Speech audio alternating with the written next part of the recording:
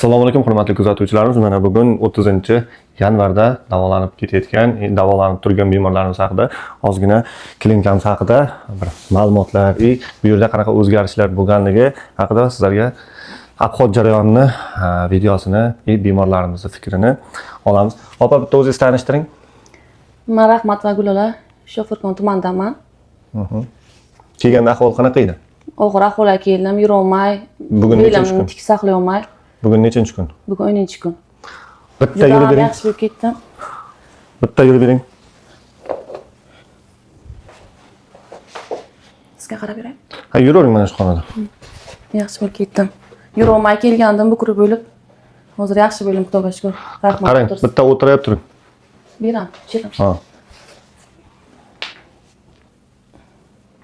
Kelganingizda videoga olmagan ekanmiz. Bo'ldi, o'tirib olamiz.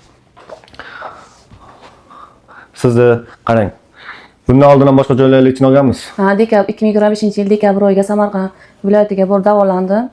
Lekin yaxshi bo'lmadim-da, og'riqlarim qolmadi. Bu kasallik o'zi necha yildan beri sizni bezovta qilib kelyapti?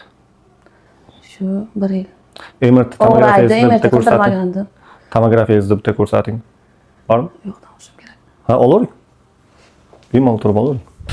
Bu kishining MRT tomografiyalari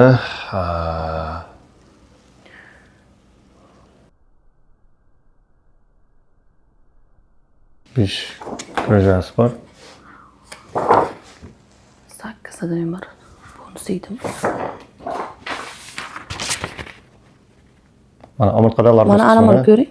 Mana bo'ldi. Fikslanib qolish. Bo'ldi. Mana bu ham yozilgan.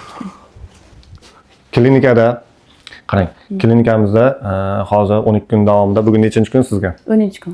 10-kun. 10 kunlik holat sizga mana shu yerdagi lechinalar sizga ma'qulmi? Juda ham yaxshi bo'ldim, Xudoga shukr. Ana bu shonam xuddi og'ir yuk ko'targanda og'ir edi. Ana shu qo'l soqam ham og'rardi. Keyin tik saqlay olmasdim-da, belim tik saqlay olmasdim, oyog'im kuchli og'rardi. Mana qiyshayib egri bo'lib yurib kelaydim. Hozir Xudoga shukr. 28-dekabrda chiqqanman deysizmi Samarqandga? Ha. Nechanchida birga keldingiz?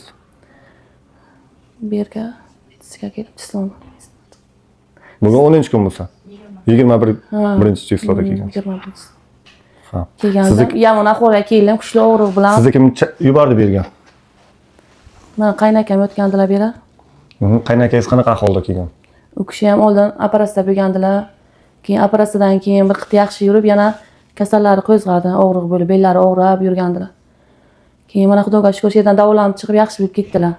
Ha, sizga bu yerda hamma sharoit ma'qulmi? Eng yoqqan lechinalardan nimalar sizga ma'qul tushdi?